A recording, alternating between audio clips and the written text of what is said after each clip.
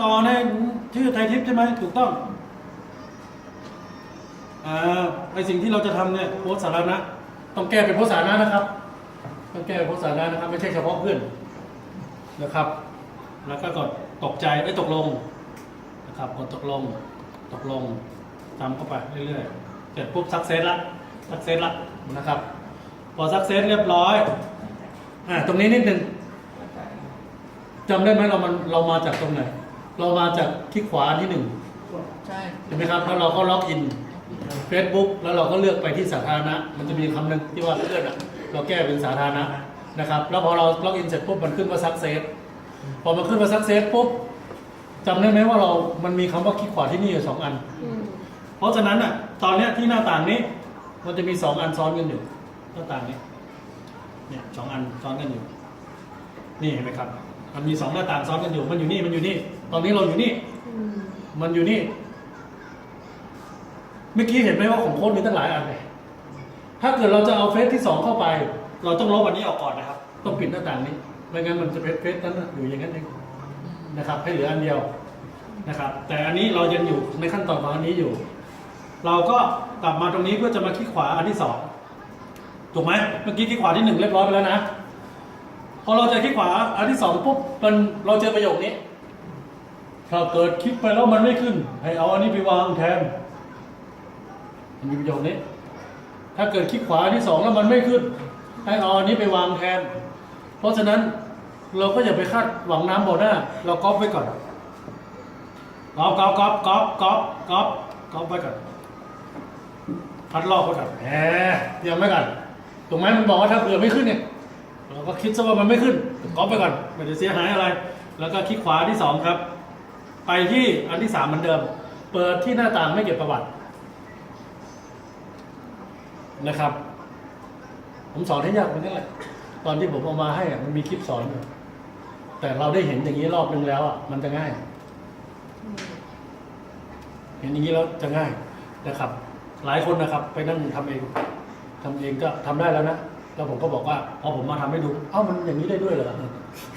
บอกโอ้ไปทำซะลำบากเลยเตรียมจอบเตรียมกระเสียมไปด้วยประมาณนั้นนะครับเปิดอันที่3เหมือนเดิมครับเปิดลิงก์ในหน้าต่างไม่เก็บประวัติแล้วมันก็ขึ้นเป็นหน้าเปล่าๆเห็นไหมตามที่เขาบอกจริงๆนะครับเราก็เอามาวางแทนตรงนี้วางแล้วก็กด enter ตึ๊บไม่ต้องอธิษฐานนะครับนี่ไม่ต้องอธิษฐานหรืออธิษฐานนะโอเคแล้วคือถ้าขึ้นแบบนี้ถูกต้องแต่ถ้าขึ้นคำแบบเนี้ยเต็มหน้าเลยผิดถ้าขึ้นแค่นี้ถูกต้องแต่ถ้าขึ้นอันนี้เต็มตึ๊บยาวเหยียดผิดอะไรผิดทุกอย่างทำใหม่นะครับแล้วเราก็ copy URL จดเลย copy URL คลิกขวาอันแรกล็อกอิน Facebook เข้าไปคลิกขวาที่2ก่อนคลิกก๊อปไอที่ว่าข้างหน้าเปล่าๆก็มาก่อนแล้วก็คลิกขวาแล้วขึ้นหน้าเปล่าเอามาวางแทนแล้วกด enter พอ enter ขึ้นอันนี้มาพอขึ้นอันนี้มาปุ๊บเราคัดลอก URL นะครับจะเสร็จละเราคัดลอก URL นะครับทำแถบแล้วก็คลิกขวาคัดลอกไม่แนะนำแบบนี้นะครับไม่แนะนำการทำท่าแบบนี้นะเพราะเราจะก๊อปมาไม่หมดครับแล้วเราก็บอกไม่ได้โค้ดนะครับแนะนำว่าให้ไปคลิกที่ไหนก็ได้แถวบ้านแถวเนี้ยแถวหมู่บ้านไหนก็ได้เนี่ยเราค่อยขึ้นมาคลิกทีเดียวแบบนี้ครับมันจะได้ทั้งหมดนะครับมันเอามาไม่ครบแล้วก็โวยวายแกมเสียเมื่อกี้ผมคลิกไว้แล้วผมคลิกขวาไว้แล้วเสร็จแล้วนะครับของ2ขั้นตอนนี้แล้วเราก็กลับมาตรงนี้ครับกลับมาเห็นไหมมันมี2หน้าต่างเหมือนเดิมถูกไหมครับมี2หน้าต่างเหมือนเดิมเสร็จปุ๊บเราก็เข้ามาที่หน้าต่างแรกแล้วก็เอามาวางในช่องนี้ครับเสร็จแล้วคลิกขวาที่นี่อันแรกล็อกอินเฟซเข้าไปคลิกขวาที่2ก๊อปอันนี้ไว้ก่อนถูกไหมครับแล้วก็ enter จนเรียบร้อยแล้วก็ copy URL มันมา copy URL มันเขียนไว้อยู่นี่นะครับ copy URL มันมาแล้วก็เอามาวางในช่องเสร็จปุ๊บกดโอเคแล้วความลับเราจะถูกเปิดเผยต่อสาธารณะว่าเรามีกลุ่มทั้งหมดกี่กลุ่มมันกำลังประมวลผลช่วงนี้เบอร์มงคลนะครับเบอร์ครับมันมีช่วงโฆษณาอยู่โอเคตามนี้เราต้องเดี๋ยวประกาศ เสร็จแล้วมันก็จะขึ้นแบบนี้นะครับจะขึ้นแบบนี้แสดงว่ากลุ่มแกเยอะมากผมก็เลยไม่ผ่านสักทีหรือไม่ก็เน็ตผมช้าไป2 อย่างนะครับผมว่าน่าจะเป็นอย่างหลังนะ เป็นการก๊อปปี้เอาวัตถุประสงค์กำลังทำเพื่อ ก็เอาตัวเราเข้าไปในโปรแกรมก่อนหลังจากนั้นเราไปทำธุรกรรมนี้ได้ในมือถือเลยยากขั้นตอนตรงเนี้ยขั้นตอนเดียวครับแต่เดี๋ยวเขามีคลิปสอนแบบที่ผมพูดนี่แหละนะครับแต่คนสอนก็จะเป็นบุคคลที่มีเลข8เยอะคนที่มีเลข8เยอะจะมีพฤติกรรมพิเศษนะครับเบอร์ถือมือถือใครที่มีเลข8เยอะ8เป็นศาสตร์จีนนะแต่ว่าอยู่ในประเทศไทยต้องใช้ศาสตร์ไทยเลข8เยอะเนี่ยจะเป็นคนโลกส่วนตัวสูงมากครับอยู่คนเดียวแบบนิ่งๆกับจอได้อะมี3-4 จออยู่ข้างหน้านั่งเงียบคนเดียวไม่ไปไหนก็ได้อะนี่แต่คนเลข8อะเห็นไหมครับเขายุ่งกับใครเห็นไหมเขานั่งตะแคงข้างไม่สนโลกนะครับคือคนที่มีเลข8เยอะจะเป็นอย่างนี้แต่คนเลข8เยอะจะเป็นคนมีพรสวรรค์พิเศษซึ่งพรสวรรค์พิเศษนี้แล้วแต่เลยครับดีหรือไม่ดีไม่รู้ แล้วถ้าไม่มีเลย พรสวรรค์พิเศษ ถ้าเลข6เนี่ยคือไม่ได้ เลข6เยอะชีวิตหลั่นล้าเกินไปนะครับอันนี้มันค้าง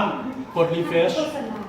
การโฆษณา ถ้าจริงๆถ้าผมกลับเข้าสู่รายการ เข้าสู่ราย ก การ กลับเข้าสู่รายการ ดีเลย ทันทีเลย หลังจากเราเข้าไปนั่งในจุดได้สำนึกเรียบร้อยเราพลิกกลับ โฆษณา เทคนิคพวกนี้ต้องศึกษานะครับ คือในระหว่างที่เขากำลังจะจับได้ประเด็นได้ว่าเรากำลังจะขายเบอร์เราต้องเพียนกลับมาอย่าให้ความคิดนั้นมันเข้ามาได้ เขาให้ค้างคาเลยเร็ว มาแล้วนะครับเมื่อกี้จริง ๆ แล้วมันเข้าได้ไปแล้ว แต่มันเป็นที่เน็ตดูไหมครับมันก็เลยค้างอยู่ พอผมกดรีเฟรชปุ๊บมันก็ขึ้นมาเห็นละอยู่ตรงนี้นะครับ ทีนี้กลับเข้าไปดูอีกรอบนึงก็จะเห็นว่าจำนวนกลุ่ม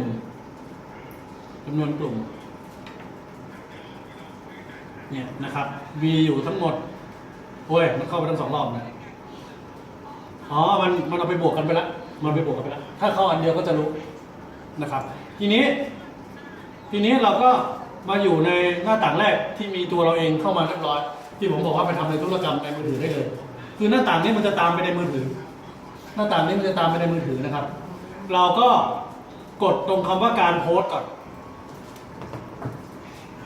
กดตรงคำว่าการโพสต์ก่อน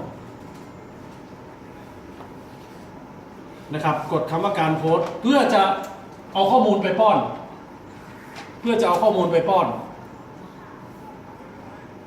ครับขึ้นเป็นแบบนี้นะครับของพวกเราก็จะนามสกุลสไปเดอร์ของผมก็จะนามสกุลนะครับไอฟีดอมทั้งหมดที่ผมนำมาเรื่องไหมครับก็คือของพวกเราสร้างแบรนด์กันก็สร้างแบบนี้นะครับเวลาขอเป็นเพื่อนกันมันก็จะรู้พวกกันประมาณนี้นะครับผมก็จะมีซาร่าไอฟีดอมแมรี่ไอฟีดอมอะไรเงี้ยประมาณอย่างนั้นนะครับก็ทีนี้เราก็ไปเอาข้อมูลในเฟซคุณไทย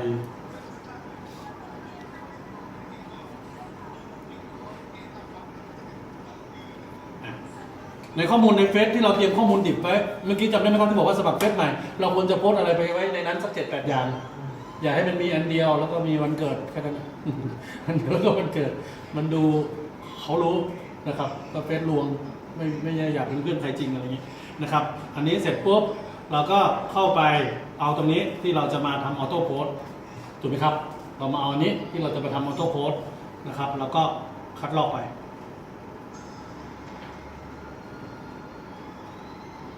นะครับปุ๊บคัดลอกไปสมมุติเราจะเอารูปภาพใส่ด้วยนะครับซึ่งรูปภาพนี้อาจจะถูกจับว่าเป็นสแปมแล้วก็ได้นะครับแต่ก็เอาให้เห็นนะครับบันทึกรูปภาพแล้วก็เซฟไว้ตรงที่เราหาง่ายที่สุดนะครับก็คือเดสก์ท็อปไว้กับทำได้จึงได้ทำอ่านกลับหลังโอ้คลิกขวาไม่ได้ด้วยงงมากโอ้ไปแล้วเซฟแอดไปเดสก์ท็อปครับโอเคเจออะไรสารพัดนะครับอยากเห็นหน้าแม่บ้านอยู่นี่ไม่เห็นแล้วนะครับชมโฆษณานิดหน่อยเอาไว้หน้าจอครับเผื่อเขามาเปิดคอมเขาจะรู้สึกสบายใจถูกไหม ถูกไหมแต่ว่าอีกภาพหนึ่งก็จะเป็นภาพของพี่ทิพย์เนี่ยนะครับเอาพุทธก๊อปไปวางไว้ที่นะครับ ตรงนี้อันนี้ก็คือโพสต์ข้อความอย่างเดียว อันนี้คือโพสต์ใส่รูปเดียว อันนี้คือโพสต์ใส่ลิงก์เข้าไป เป็นวิดีโอเมื่อกี้ไง ซึ่งถ้าถามผมวิธีโพสต์ให้ไม่โดนบล็อกเลือกอันที่ 3เพราะว่าลิงก์จะมีภาพขึ้นเห็นไหมเป็นภารกิจที่ต้องไปทำนะครับคลิปวิดีโอถ่ายนะครับ แล้วก็4อันที่4นี่คือเป็น2รูปขึ้นไปครับอันนี้รูปเดียว อันนี้เป็นอัลบั้มแต่อันนี้ผมไม่แนะนำเพราะมันเท่ากับไปสร้างอัลบั้มในกลุ่มไลน์ของคนกลุ่มเฟซของคนอื่น มันดูไม่สุภาพ ไม่มีมารยาทประมาณนั้นนะครับ เพราะฉะนั้นก็แนะนำถ้าจะใส่ก็อันนี้ แต่ไอตัวที่ไม่โดนบล็อกเลย ก็คืออันนี้กับอันนี้ที่ไม่โดนบล็อกเล ข้อย ความกับสีเขียว นะครับ เพราะฉะนั้นอันนี้ผมจะโพสต์ใส่รูปภาพ1รูปที่เตรียมไว้ ผมก็ข้อความมาแล้วจำได้ไหมใช่ไหมผมก็มาแล้วนะครับ ผมดูแล้วมันแน่นผมก็มา enter มันเท่าหน่อยของคนนี้เขาจะแปลกกว่าคนอื่นนะครับเขาจะมีคำว่าดวนด้วยนะเพราะว่าโค้ดเป็นคนนำให้สไตล์ได้กลุ่มลักษณะงาน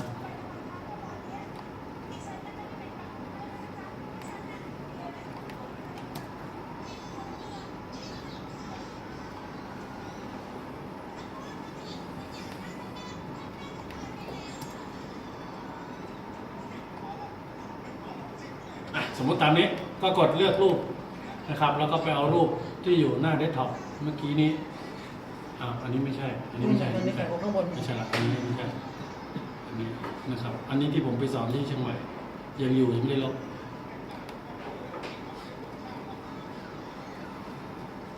แล้วก็กดบันทึกครับมันจะมีกรณีที่เราทำแล้วรูปไม่ขึ้นกรณีที่เราทำแล้วรูปไม่ขึ้นนะครับ เราก็กดแก้ไขไปเอารูปมาอีกรอบหนึ่งแล้วก็ทำเหมือนเดิมแต่รอบนี้มันจะขึ้นละรอบแรกไม่ขึ้นเป็นเรื่องปกติที่เจอนะครับ ทีนี้สังเกตไหมครับมันจะมีลิงก์เรียนออนไลน์อยู่ที่ผมโพสต์ออโต้โพสต์เมื่อเช้าที่ว่ามีคนเห็น 600,000 คนแล้วถูกไหมครับถ้าผมลืมเอาออกมันจะเข้าไปในของพี่ด้วยเรื่องไหมครับแต่จริงๆผมว่าน่าจะมีคนคิดได้แล้วนะว่าตัวเองควรจะโพสต์อันนี้แหละแต่นัดให้เขามาเรียนที่นี่ไงถูกไหมโพสต์เอาคนมาเรียนออนไลน์นั่นแหละเพราะว่าผมปิดสปอนเซอร์ให้อยู่แล้วถูกไหมแล้วถ้าวันหนึ่งที่เราสอนเองได้เราก็นัดเข้ามาเรียนออนไลน์ที่นี่แหละถูกไหมแล้วเราก็สอนเองก็ปิดเองก็แค่นั้นเองถูกไหมครับตอนนี้เรายังสอนไม่ได้กลัวเจอคำถามเนี่ยก็นัดรวบรวมแล้วเราก็ชวนคนใหม่ของเรามาเรียนด้วยอะไรเงี้ยถูกไหมครับมันก็จะทำให้เราดึงคนมาสปอนเซอร์ได้ทางอากาศแนวหนึ่งเหมือนกันแล้วถ้าเกิดเรามีโค้ชที่เก่งๆที่นี่จนชำนาญแล้วไม่ต้องรับสมัครงานนะครับรับสอนออนไลน์ก็พอเอามาสปอนเซอร์ที่นี่ที่ผมทำมาตลอดคือแบบนี้แหละเอามาสปอนเซอร์ที่ตรงที่เราสอนออนไลน์แต่ต้องสุภาพนะครับคืออย่าให้เขารู้สึกว่าเราสปอนเซอร์เขาเราแค่ใช้ภาพที่เราทำงานมาเป็นตัวอย่างในการเล่านึกออกไหมครับใช้ภาพที่เราทำงานในธุรกิจของเราตรงนั้นมาเป็นตัวอย่างในการเล่าสังเกตเมื่อกี้มันมีแบบตัวปุ๋ยขึ้นมาไอตัวยาฆ่าหญ้าชีวภาพขึ้นมาถ้าเกิดเป็นในออฟฟิศผมก็จะบอกว่าเนี่ยผมขายตัวฆ่าหญ้าชีวภาพตัวนี้อยู่แล้วผมก็จะดับเบิลคลิกให้เขาดูอะไรประมาณนี้ครับแล้วก็เล่านิดๆหน่อยๆว่าทำไมถึงต้องเป็นชีวภาพเพราะว่าคนเนี่ยหลังจากที่ได้หลวงท่านเสียคนก็หันมาพอเพียงปุ๊บสิ่งเดียวที่เขาติดอยู่ก็คือยาฆ่าหญ้ายังเป็นเคมีอยู่เพราะฉะนั้นมันเป็นตลาดที่เหมือนถือเนื้อเข้าโครงเสือคนเกษตรทุกคนต้องการยาฆ่าหญ้าที่เป็นชีวภาพที่ได้ผลจริงแล้วมันมีแบรนด์เดียวก็คือแบรนด์นี้อะไรเงี้ยนึกออกไหมครับ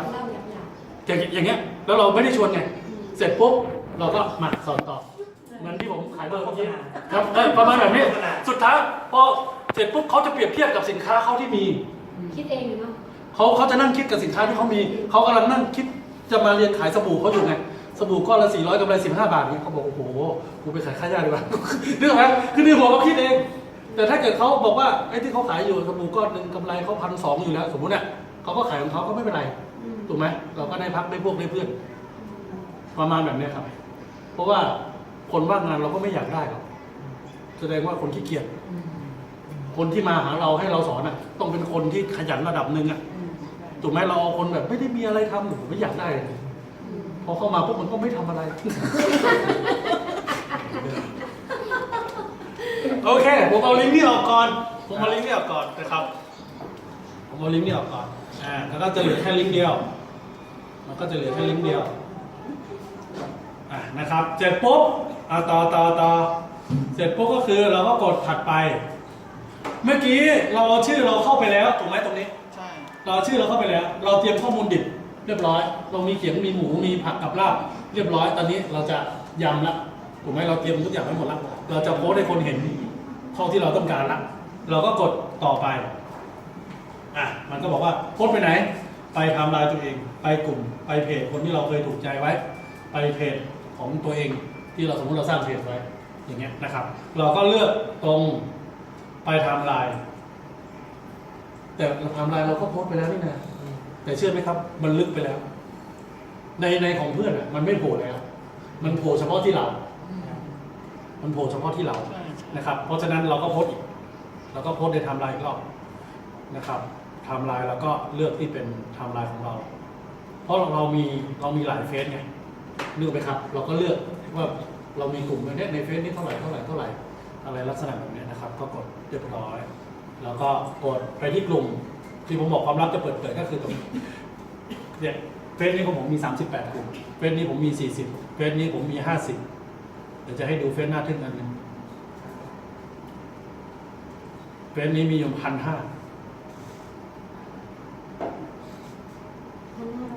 ใช่แต่ผมไม่เคยโพสเฟซนี้เลยทำไมวะผมเอาเฟซนี้ไว้กระจายลงไปให้เฟซอื่นกระจายกลุ่มไปให้เฟซอื่นคือถ้าสมมติเราอยู่ในกลุ่มไหนกลุ่มหนึ่งกลุ่มไหนสักกลุ่มหนึ่งแล้วเรามีเพื่อนเป็นตัวเราเองอีกเฟซหนึ่งตัวเราเองมีเพื่อนเป็นเพื่อนกับตัวเองแต่อยู่เป็นชื่อเราอีกเฟซหนึ่งเราเข้าไปที่กลุ่มนั้นที่เราอยู่แล้วมันจะมีกลุ่มข้างๆว่าเพิ่มเพื่อนเข้าไปในกลุ่มเราเพิ่มตัวเองเข้าไปผมก็เพิ่มเพื่อนคนนั้นแหละเข้าไป60กลุ่มผมก็เรียงมาแบบ60กลุ่มเรียบร้อยผมก็สมัครเฟซที่3ผมก็เป็นเพิ่มเขาเข้าอีก60กลุ่มต่อไปก็เป็น120ผมไปสมัครเฟซที่4ก็เพิ่มเพราะเนี่ยเกลือกลุ่มเนี่ยผมเอาไว้เก็บข้อมูลนึกไหมครับเพราะฉะนั้นเฟซนี้ผมต้องไม่โดนบล็อกด้วยเป็นการทั้งปวงผมถึงไม่โพสอะไรเลยเฟซนี้ไม่โพสอะไรเลยเอาไว้รวมกลุ่มเอาไว้รวมเพื่อนเฟซนี้จะโพสน่ารักมากครับวันละ3 ครั้งอะไรเงี้ยครับน่ารักมากโพสมือด้วย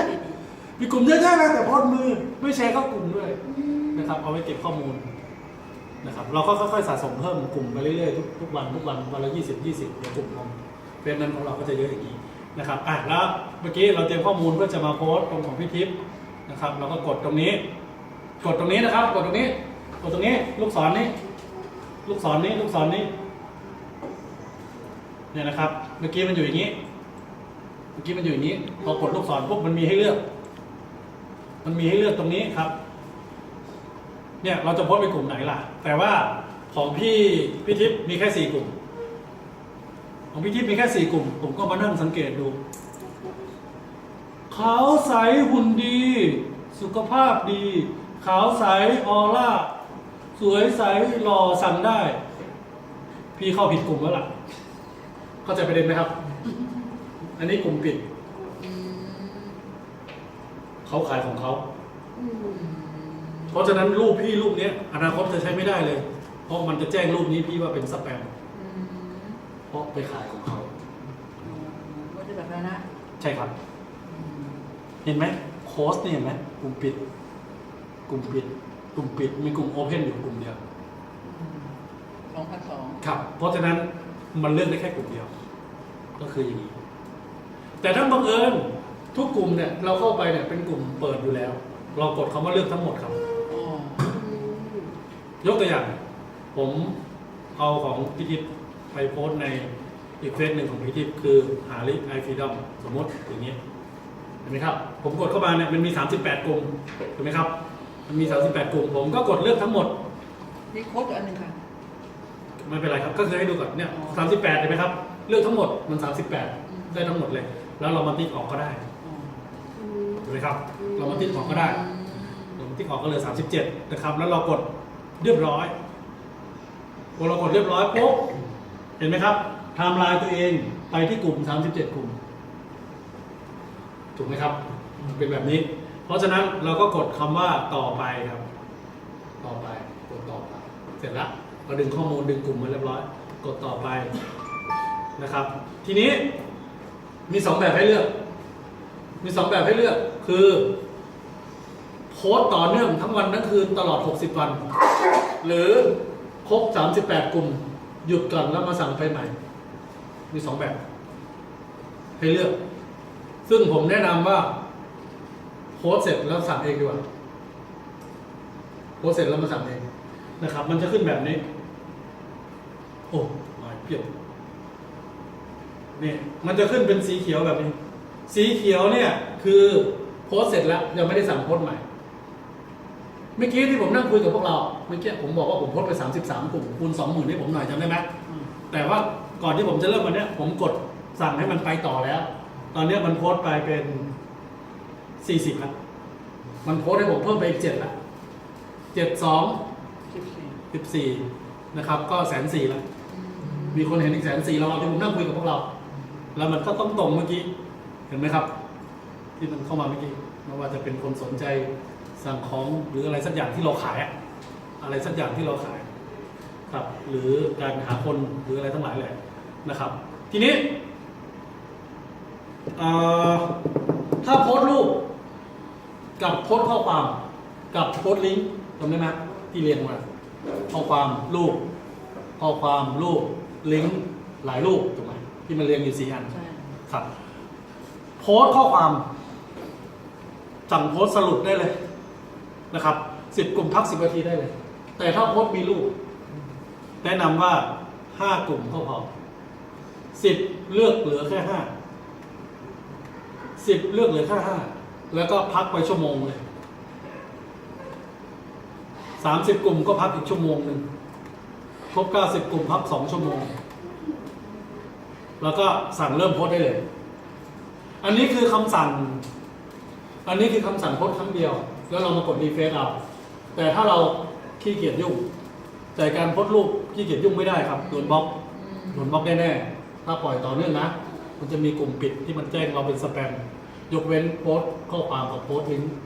โพสต์ที่มีลิงก์ที่ไม่โดนนะครับทีนี้สมมุติว่าอันนี้เป็นโพสต์ลิงก์มันแปลว่าโอกาสโดนบล็อกไม่มีถูกไหมครับแต่ก็อย่าไปไว้ใจมากมากดหยุดบ้างเพื่อให้มันดูไม่เป็นธรรมชาติถูกไหมครับเดี๋ยวผมจะสอนวิธีกดหยุดนะครับเราจะโพสต์ทั้งวันทั้งคืนเราก็กดตรงนี้ครับโพสต์วนซ้ำคือเมื่อกี้ถ้าเราไม่มายุ่งกับตรงนี้นะครับเรากดเริ่มโพสต์เนี่ยมันโพสต์ไป37 กลุ่มมันก็จะหยุดโพสต์แต่ถ้าเรามายุ่งกับตรงนี้มันจะวนมากลุ่มหนึ่งใหม่ไล่ไป60 วันไม่หยุด37ปุ๊บเริ่ม1ใหม่อย่างเงี้ยครับแต่ถ้าเป็นโพสต์รูปภาพโดนบล็อกตั้งแต่วันแรก แต่ถ้าเป็นลิงก์ก็ยาวได้เลยวันหนึ่ง200 กลุ่มได้วันหนึ่ง200แล้วก็หยุดครับก็กดโพสต์วนซ้ำครับกดโพสต์วนซ้ำเหมือนกับเครื่องหมายจำเป็นจำได้ไหมที่เราลูดมานะครับแล้วเราก็กดคำว่าวนซ้ำแบบเลือกระยะห่างวนซ้ำแบบเลือกระยะห่างมันเขียนว่าทุก5 ชั่วโมงเนี่ยแปลว่าพอครบ37 กลุ่มแล้วมันจะพัก5 ชั่วโมงเราก็อาจจะเลือกแค่3และเวลามันจะขึ้นเวลาณวันนั้นให้แต่ทีนี้เรามี60 วันเราขี้เกียจเรามี60 วันเราก็กดตรงเวลานะครับปึ๊บมันขึ้นมาไหมครับแล้วเราก็กดไป1 เดือนเอา30 วันเอา30 วัน นะครับ แล้วเราก็กดตกลงเวลาเอาเวลาเดียวกันคือเป็นเวลาเดียวกันนี้ในอีก1 เดือนข้างหน้า30 วันนะครับแล้วเราก็กดเริ่มโพสต์เขาก็จะให้ตั้งแคมเปญเราก็ตั้งแคมเปญว่าพี่ทิพย์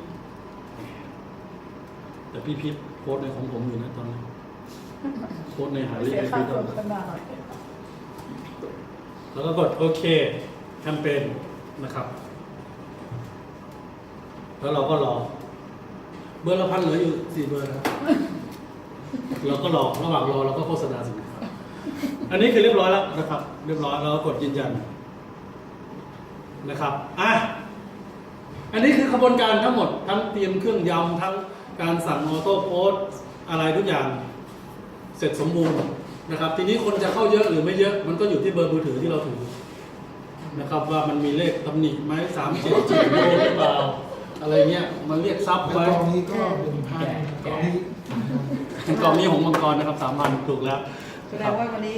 ยังไม่จบนะครับเมื่อกี้ผมแค่เบรกโฆษณารอกันนี่เถอะก็เลยเล่นมุกให้ขำกันแต่เรื่องจริงนะเรื่องจริงนะครับกดคำนี้นะครับกดตรงนี้เมื่อกี้สังเกตไหมครับเราไปเล่นอยู่ที่การโพสต์ถูกไหมครับเราก็มาตรงนี้ครับคำว่ารายงานโพสต์ครับนี่มาตรงคำว่ารายงานโพสต์นี่ตอนนี้38 กลุ่มผมกำลังจะโพสต์รับสมัครงานของพี่ทิพย์38 กลุ่มในเฟซผมเองงงมาก เรื่องจริงไหมคะเนี่ย เรื่องจริงครับเรื่องจริง มันกำลังโพสต์ให้อยู่ครับแล้วก็เดี๋ยวคนของผมก็จะทักกลับมาบอกอาจารย์เป็นสไปเดอร์กรุ๊ปด้วยประมาณนั้นผมก็บอกใช่วันนี้อาจารย์เป็นสไปเดอร์กรุ๊ปนะครับทีนี้อันนี้คือโพสต์ที่ผมโพสต์ไว้อยู่นะครับอันนี้ผมโพสต์ขายปุ๋ยขายค่าหญ้าอยู่อะไรเงี้ยอันนี้ผมขายความงามอยู่ ที่ผมดึงกลุ่มอะไรเพื่อนอะไรมาเรียบร้อยอะไรเงี้ยนะครับนี่ไงไปละโพสต์ไปละที่ของพี่ทิพย์เมื่อกี้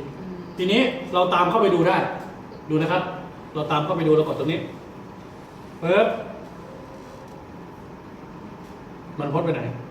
มันโพสต์ไปกลุ่มนี้เราก็สามารถคลิกเข้าไปดูได้ แต่กลุ่มนี้ผมจำได้ว่ามันปิดไปแล้วเข้าไปดูมันเป็นกลุ่มที่มันปิดไปแล้วนะครับกลุ่มปิดไปแล้ว ขอไปนะหาย กลุ่มมันปิดไปแล้วไม่เป็นไรเราก็รอดูกลุ่มต่อไปเนี่ย2 กลุ่มอีกกลุ่มหนึ่งเป็นอะไรกลุ่มหนึ่งเป็นอะไรที่มันเข้าไปเป็นกลุ่มเป็นโปรไฟล์ของตัวเองเราก็เข้าตามเข้าไปดูได้นะครับมันก็โผล่ไปที่โปรไฟล์ของพี่ทิพย์เห็นไหมครับเอาไปแล้วรูปมาด้วยไหมรูปมาด้วยสมบูรณ์แบบมาสมบูรณ์แบบแล้วนะครับแล้วก็คือจริงๆเราไม่ต้องเข้าไปดูนะครับ อันนี้แค่ทำให้เห็นว่ามันเข้าไปดูได้นะครับ refresh เมื่อกี้มันเป็นสีเหลืองไม่ทันละเห็นไหมครับกำลังจะบอกเมื่อกี้เป็นสีเหลืองนะครับพอเรากด refresh กลายเป็นสีฟ้าพอเรากด refresh ไปเป็นสีฟ้าเราต้องการคือถ้าเป็นสีเหลืองมันจะแก้ไขอะไรไม่ได้มันอยู่ในระหว่างของการโพสต์แต่ถ้าเป็นสีฟ้าแปลว่ามันเข้าไปอยู่ในฐานของการโพสต์เรียบร้อยแล้วเข้าไปอยู่ในอาจากการโพสต์เรียบร้อยแล้วเราก็ไปสามารถสั่งหยุดมันได้ที่ผมบอกว่าเราปล่อยออโต้ไป30 วันก็จริงวิธีถูกไหมเราก็ควรจะไปหยุดมันบ้างซึ่งวิธีหยุดมันนะครับก็คือเข้าไปกดเครื่องหมายบวกตรงนี้นะครับแล้วก็กดหยุดเหมือนเครื่องเล่นเทปเลยแต่จำได้ไหมที่ผมบอกมันมาแก้ไขในมือถือได้หลังจากที่เราเอาตัวเราเข้าไปแล้วการเอาข้อมูลมาโพสต์อะไรทั้งหลายเลยนะครับขึ้น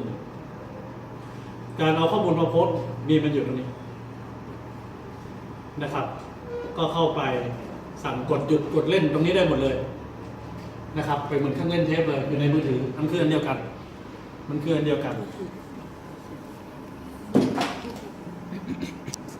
เนี่ยนะครับทำเป็นพิธีมาแล้วนะครับทำเป็นพิธีมาเพราะฉะนั้นตอนนี้ผมจะกดหยุดนะครับเพราะว่ามันเป็นโพสต์ในของผมอยู่นะครับผมก็กดหยุดตรงนี้พอกดหยุดเสร็จปุ๊บมันก็จะกลับขึ้นมากลายเป็นสีเหลืองแสดงว่าแคมเปญนี้ไม่ได้โพสต์ไปทีนี้เรามาดูตัวอย่างแคมเปญของผมตัวนี้แคมเปญนี้ เป็นแคมเปญที่ชื่อว่าโพสต์นะครับคือเมื่อกี้จำได้ไหมที่ผมตั้งแคมเปญว่าของพี่ทิพย์อันนี้ผมตั้งว่าเป็นแคมเปญของคำว่าโพสต์อะไรนี้คือเมื่อกี้ที่ว่าเราเอาข้อมูลไปแล้วไปเลือก37กลุ่มจำได้ไหมครับถ้าเราจะไม่เอาทั้ง37ก็ได้เราใช้คำสั่งว่าโพสต์ไปที่คำว่าที่มันมีคำว่างานออนไลน์อะไรนี้ก็ได้อย่าง1,500ผมไม่โพสต์1,500ไงผมต้องการโพสต์เฉพาะกลุ่มที่มีชื่อว่าออนไลน์มันก็จะดึงมาให้ผมประมาณ200อย่างเงี้ยผมก็ดึงได้ แล้วที่ผมตั้งชื่อกลุ่มนี้ว่าโพสต์เพราะว่าผมเลือกกลุ่มที่มันมีคำว่าโพสต์ซึ่งมันมีอยู่ประมาณหลายร้อยอยู่นะครับทีนี้ผมก็มาตรวจสอบตรงนี้ครับอันนี้ผมอยู่ในแคมเปญพิทิพย์อันนี้คือในแคมเปญพิทิพย์นะครับผมกดตรงนี้เพื่อจะไปดูแคมเปญของคำว่าโพสต์นี่ครับเราไปดูแคมเปญได้พอเรากดมาดูตรงแคมเปญของโพสต์ปุ๊บไอ้ตรงเนี้ยมันจะเปลี่ยนเป็นของเห็นไหมคือในกลุ่มนั้นอ่ะในกลุ่ม1,500ของโพสต์เมื่อกี้มีชื่อว่าโพสต์อยู่200กว่ามีชื่อว่าโพสต์อยู่200กว่านะครับซึ่งอันนี้มีคลิปหมดนะครับตอนที่เราลงทะเบียนอันนั้นเรียบร้อยเขาจะส่งมาให้พร้อมกับคลิปสอนเราไปนั่งดูเราจะเข้าใจเพราะว่าเราได้เห็นแล้วนะครับเนี่ย43แล้วนะครับเมื่อกี้ที่คุยว่า40ตอนนี้มาอีก3เราก็สามารถกดตามเข้าไปดูได้นะครับกดตามเข้าไปดูได้อันนี้ผมโพสต์ในโปรไฟล์ตัวเองแล้วก็โพสต์ในกลุ่มซึ่งมันก็จะเรียงกันไหมครับยาวเหยียดไปนี่เลยมันเยอะไงมันก็เลยย่อเราก็ตามไปดูโพสต์ฟรีกลุ่มนี้ตามเข้าไปดูว่าเราโพสต์อะไรลงไปผลการโพสต์เป็นยังไงนะครับนี่ไงเห็นไหมครับอันเนี้ยไม่โดนบล็อก100%เพราะผมแชร์ลิงก์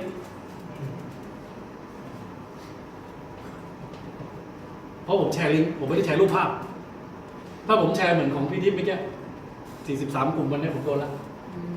ถูกไหมครับแต่นี่ผมแชร์เป็นลิงก์เห็นไหมครับลิงก์ก็เหมือนรูปภาพไหมเหมือนแล้วเราต้องบอกเขาด้วยนะครับคลิป2 นาทีที่คุณควรฟัง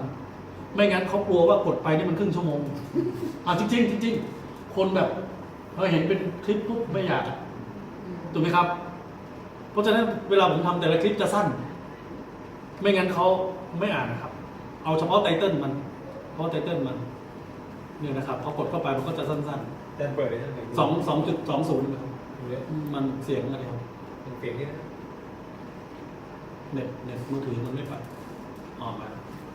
เอานี่ไง